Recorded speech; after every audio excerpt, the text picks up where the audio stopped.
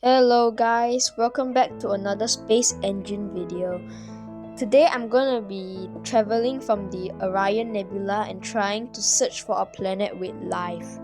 First, we're gonna try to filter out and find a planet with life. So these are the settings right here.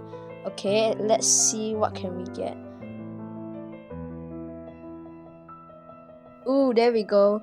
We found a system with 2 planets that could have possibility of life. Let's go and see what we can find.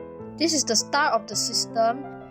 This is the planet. The view here of the Orion Nebula is not too bad. There's also an aurora. But I guess this is it for today's video, guys. Thank you.